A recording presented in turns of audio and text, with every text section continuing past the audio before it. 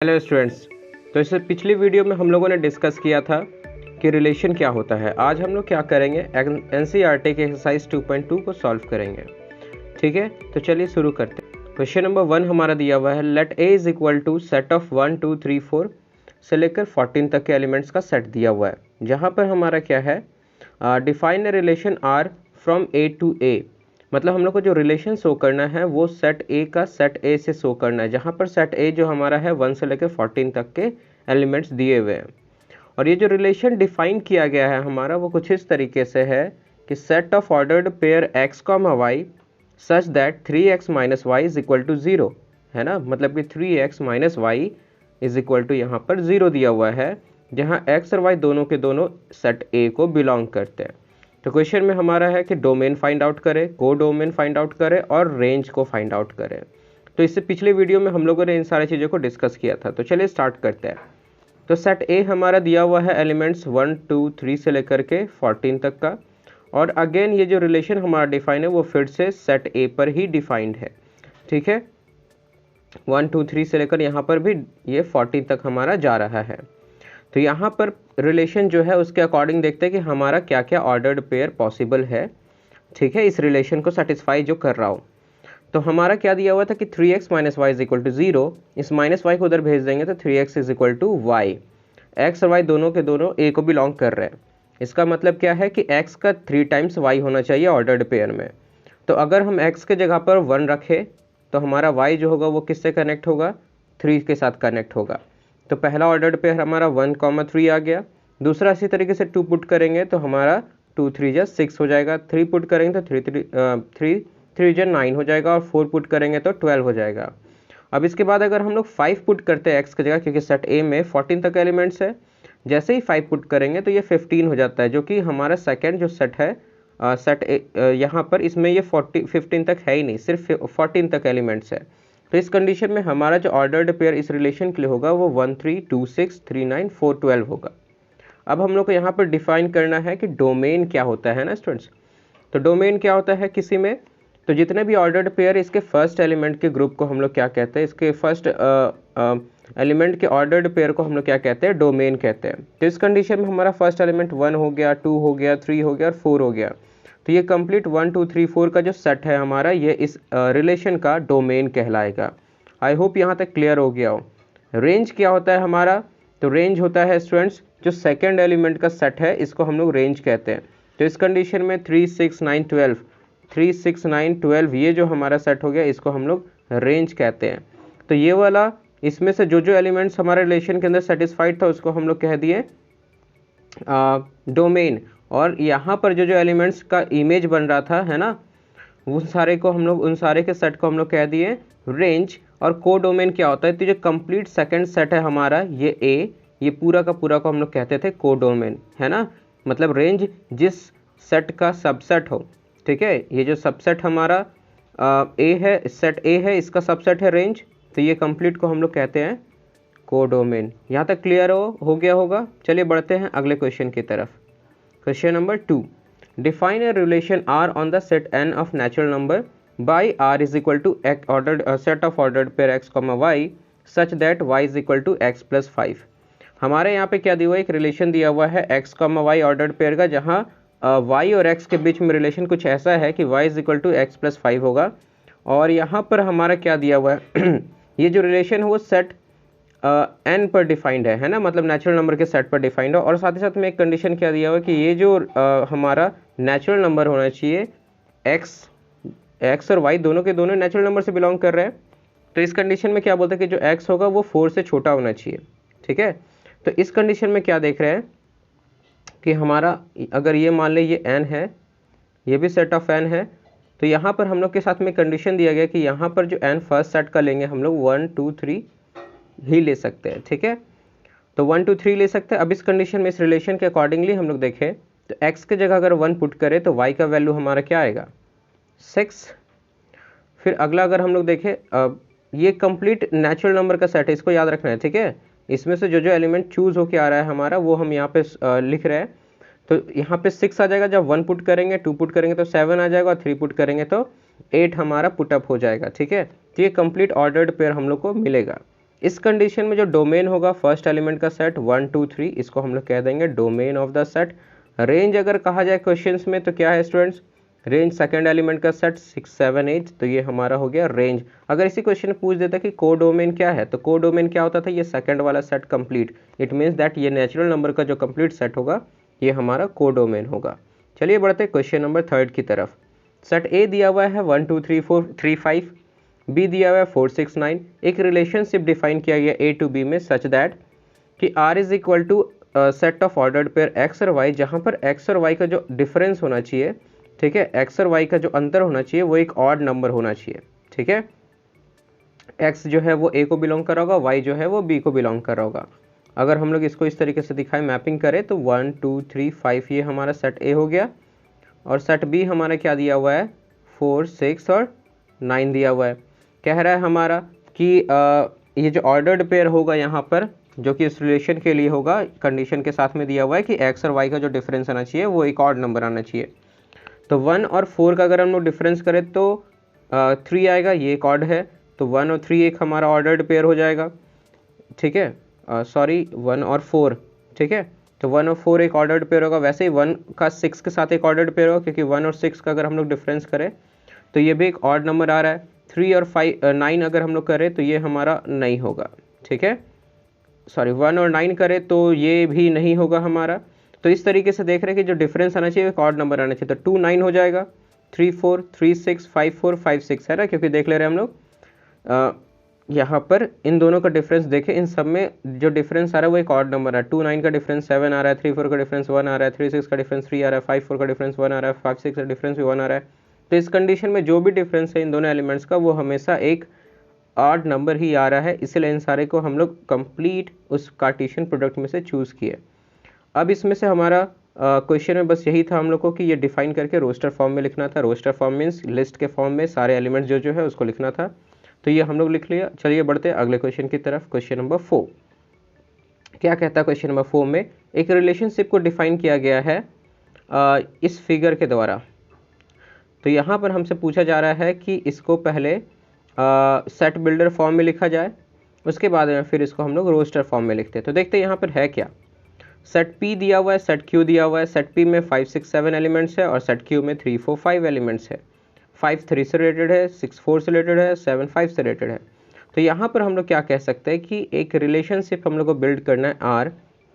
ठीक है, तो क्या हो सकता है, ये set of ordered pair x, y such that x और y के बीच में रिलेशनशिप क्या देख रहे हैं हम लोग स्टूडेंट्स।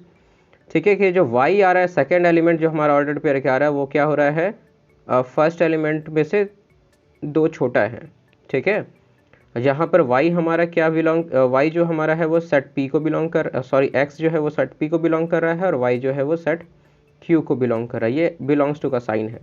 तो यहाँ पर क्लियर हो गया कि हम लोग किस तरीके से लिखे एक रिलेशनशिप को, y is equal to x minus 2, क्योंकि जो भी हम लोग y का एलिमेंट्स देख रहे हैं जिसके साथ वो रिलेट है वो 2 छोटा है। ठीक है, फर्स्ट वाले सेट के एलिमेंट्स से। तो ये हमारा कुछ इस तरीके से रिलेशनशिप को हम लोग डिफाइन कर दिए, y is equal to x minus 2 such that x belongs to p और हमारा y बिलोंग्स टू q।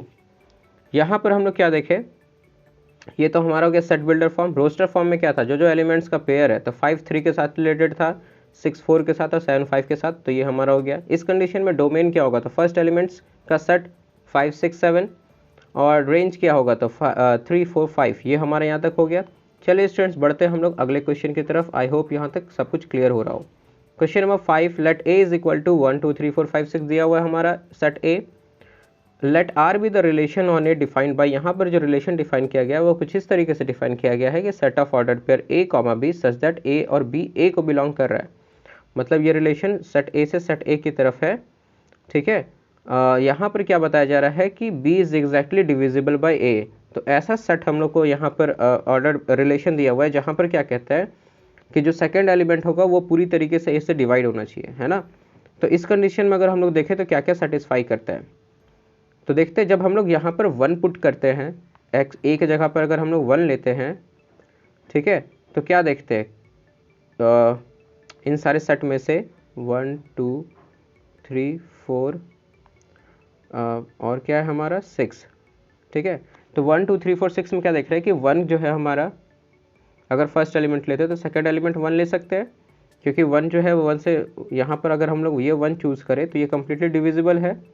1 का 2 के साथ ही हो सकता है, 1 का 3 के साथ भी हो सकता है, 1 का 4 के साथ भी हो सकता है, 1 का 6 के साथ भी हो सकता है, क्योंकि 1 जो है हमारा वो कम्प्लीटली सारे को डिवाइड करता है। अगर 2 के साथ ले तो यहाँ पर 2 से 1 जो है वो कम्प्लीटली डिविजिबल नहीं होगा, तो ये पॉसिबल नहीं है। 2 का 2 के साथ हो सकता है, 2 का 3 के साथ नहीं होगा, और 2 का 4 के साथ हो सकता है, ठीक है। और 2 का 6 के साथ हो सकता है, 3 का 3 के साथ, 3 का 6 के साथ, 4 का 4 के साथ, और 6 का 6 के साथ। यहाँ तक क्लियर हो गया स्टूडेंट्स कि ये कम्प्लीटली अगर हम 6 को 6 से डिवाइड करें तो ये कंप्लीट डिवाइड हो रहा है, 4 को 4 से डिवाइड करें कंप्लीट डिवाइड हो रहा है, 3 को 6 से करें तो भी कंप्लीट डिवाइड हो रहा है। मतलब जो सेकंड एलिमेंट है वो पूरी तरीके से कट जा रहा है ना, सेकंड एलिमेंट जो है वो पूरी तरीके से कट जाना चाहिए। तो ये हमारा कंप्लीट ऑर्डर्ड पेयर जो होगा उन सबका सेट को हम लोग देख ले इस रिलेशन का। इस कंडीशन में डोमेन क्या होगा, मतलब कि फर्स्ट एलिमेंट के सेट को। तो देख रहे हैं 1 2 3 4 6, ये कंप्लीट हमारा डोमेन हो गया। रेंज क्या होगा, जो आया 1 आया, 2 आया, 3 आया, 4 आया, 6 आया, सेम एलिमेंट्स रिपीट हो रहा है, तो ये रेंज हमारा हो गया इस सेट के लिए। आई होप यहाँ तक क्लियर हो गया हो। तो चलिए बढ़ते हैं क्वेश्चन नंबर 6 की तरफ। Determine the domain and range of the relation R defined by R is equal to set of x comma x plus 5 such that x belongs to 0 1 2 3 4 5। ये हमारा दिया हुआ है सेट, जिसमें क्या है कि हमारा ये कुछ इस तरीके से ये सेट x हमारा दिया हुआ पहला सेट, ठीक है। और रिलेशन क्या दिया हुआ कि x फर्स्ट एलिमेंट होगा तो सेकंड एलिमेंट हमारा x प्लस 5 होगा। तो अगर हम लोग 0 चूज़ करें तो सेकंड एलिमेंट 5 हो जाएगा, ठीक है। और हमारा 1 पुट करें तो 6 2 7 3 8 4 9 5 10 हो जाएगा, ठीक है। यहाँ पर अगला जो एलिमेंट है इसके लिए कोई ऐसा नहीं है कि ये सेट की इसी सेट में से ये बिलोंग करेगा, ठीक है। सिर्फ x को डिफाइन कर दिया कि x हमारा 0 से लेकर 5 तक हो सकता है। तो सेकंड एलिमेंट हम लोग यहाँ से फाइंड आउट कर लिए, कंप्लीट हम लोग का ऑर्डर्ड पेयर यहाँ पे पता चल गया। तो डोमेन क्या होगा स्टूडेंट्स इस कंडीशन में, तो डोमेन जो हमारा होगा वो होगा 0 1 2 3 4 5 6। फर्स्ट एलिमेंट के सेट को हम लोग डोमेन कह रहे थे और सेकंड एलिमेंट के सेट को हम लोग रेंज कहेंगे, तो 5 6 7 8 9 10। आई होप यहाँ तक क्लियर हो गया। तो चलिए बढ़ते हैं अगले क्वेश्चन नंबर 7 की तरफ। तो write the relation R is equal to set of ordered pair x comma x cube where x is a prime number less than 10। यहाँ पे क्या कहता है कि जो सेट है हमारा वो x है और ये x क्यूब है, ठीक है। x और x क्यूब का सेट है ऑर्डर्ड पेयर का। ये कुछ इस तरीके से डिफाइन किया गया इस रिलेशनशिप को। तो चलिए देखते हैं क्या होगा। तो और यहाँ पर दिया गया कि यहाँ पर सच दैट x जो होगा वो प्राइम नंबर होगा जो कि 10 से छोटा होना चाहिए। तो 10 से छोटा प्राइम नंबर क्या होता है 2 3 5 7। अब 2 अगर लेते हैं तो वहाँ पर हम लोग इसका क्यूब करें तो 8 आ गया, 3 27, 5 125, 7 3 43। तो ये हमारा ऑर्डर्ड पेयर आ गया यहाँ पर। आई होप यहाँ तक क्लियर हो गया हो। चलिए बढ़ते क्वेश्चन नंबर 8 की तरफ। Let A is equal to set of x, y, z and B is equal to 1 to find a number of relation from A to B। पूछ रहा है कितना नंबर ऑफ रिलेशन पॉसिबल हो पाएगा। तो students इसके लिए हम लोगों ने डिस्कस किया था कि पहले हम लोग कार्टेशियन प्रोडक्ट अगर निकाल ले इसका, A हमारा दिया हुआ है, B दिया हुआ है, ठीक है। A में हमारा कितना एलिमेंट्स है 3 एलिमेंट्स है और B में हमारा 2 एलिमेंट्स है। अगर इसका हम लोग कार्टेशियन प्रोडक्ट निकाले स्टूडेंट्स तो देखते हैं यहाँ पर कितना एलिमेंट्स है। यहाँ पर टोटल 6 एलिमेंट्स हमारा number of elements in A into B, मतलब Cartesian product of A and B हमारा 6 एलिमेंट्स है। और हम लोगों ने बात किया था कि नंबर ऑफ रिलेशन किसी भी सेट के किस कार्टेशियन प्रोडक्ट के कितने नंबर ऑफ रिलेशन पॉसिबल होंगे, तो जितने उसके सबसेट्स होंगे ए क्रॉस बी के जितने सबसेट्स पॉसिबल होंगे, ठीक है, उतना ही रिलेशन भी होता है हमारा। तो सबसेट्स कितने होते हैं किसी भी सेट के, जैसे ए क्रॉस बी एक खुद में सेट है, तो इस सेट का कितना सबसेट्स पॉसिबल होता है इसको निकालने के लिए हम लोग फॉर्मूला देखे थे सेट में, पावर सेट के बारे में जब हम लोग डिस्कस करे थे। n to the power 2 to the power यहाँ पर इसके जितने भी एलिमेंट्स हो, अगर इसको हम लोग डिनोट कर दें कुछ भी से भी डिनोट कर दें, n से अगर डिनोट कर दे तो यहाँ पर क्या हो जाएगा कि 2 टू द पावर n। तो चूंकि यहाँ पे 6 एलिमेंट्स हो रहा है ऑर्डर्ड पेयर में, तो यहाँ पर हमारा 2 की पावर 6 हो जाएगा। तो इतने नंबर ऑफ, चूंकि सबसेट जितने हैं उतने ही नंबर ऑफ रिलेशन पॉसिबल होता है। हम लोगों ने डिस्कस किया था इस बात को कि एक्चुअल में जो रिलेशन होता है वो कार्टेशियन प्रोडक्ट का सबसेट होता है, और कितने रिलेशंस पॉसिबल होंगे ए टू बी में ये डिपेंड करता है कि हम लोग जब इसका कार्टेशियन प्रोडक्ट करें तो उसमें हमारे कितने एलिमेंट्स पॉसिबल है, ठीक है। और उस हिसाब से हम लोग फाइंड आउट कर सकते हैं कि कितने सबसेट्स इसके पॉसिबल होंगे। जितने सबसेट्स पॉसिबल होंगे उतने ही इसके रिलेशनशिप भी होंगे। तो चलिए देखते हैं हम लोग क्वेश्चन नंबर 9 की तरफ। Let R be the relation on z defined by r is equal to set of A B such that a comma b belongs to z।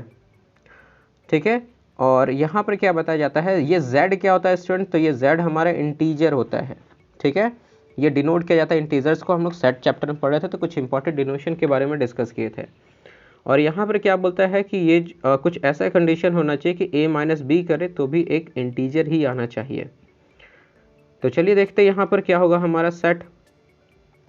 तो a माइनस बी दिया, a कॉमा बी दिया हुआ है, जहाँ पे a और b दोनों z को बिलोंग करता है। साथ ही साथ में डिफरेंस भी एक इंटीजर ही होना चाहिए। तो हमको पता है कि किसी भी दो इंटीजर का अगर हम लोग डिफरेंस करें स्टूडेंट्स तो वो हमेशा एक इंटीजर ही आता है ना। जैसे 5 में से 8 घटा दे तो भी हमारा क्या आएगा, -3। ये भी एक इंटीजर है। इट मीन्स दैट कि इस कंडीशन में जो डोमेन होगा वो सारे के सारे एलिमेंट क्लोज्ड होंगे। ये बात समझ में आ रहा है। किसी भी दो हम लोग एलिमेंट को ले ले, अगर इंटीजर को ले ले, इसका सब्ट्रैक्शन करेंगे तो हमेशा एक इंटीजर ही होगा। इट मीन्स दैट कि सारे का सारे इंटीजर जो हमारा होगा ये सेट डिफाइन होगा उसके ऊपर। तो यहाँ पर सारा का सारा इंटीजर जो होगा वो डोमेन के फॉर्म में होगा और रेंज के फॉर्म में भी सारा का सारा एलिमेंट वहाँ पर आ रहा होगा। बात क्लियर हो रहा है? ठीक है, रेंज के फॉर्म में मतलब जो आउटपुट आएगा हमारा उसमें भी सारा एलिमेंट्स जो है वो आ रहा होगा। आई होप स्टूडेंट्स यहाँ तक क्लियर हो गया हो। इसके बावजूद भी कोई डाउट हो तो प्लीज़ कमेंट सेक्शन में बताएं। तब तक के लिए अपना और अपनों का ख्याल रखें। मिलते हैं अगले वीडियो में फंक्शन के साथ में।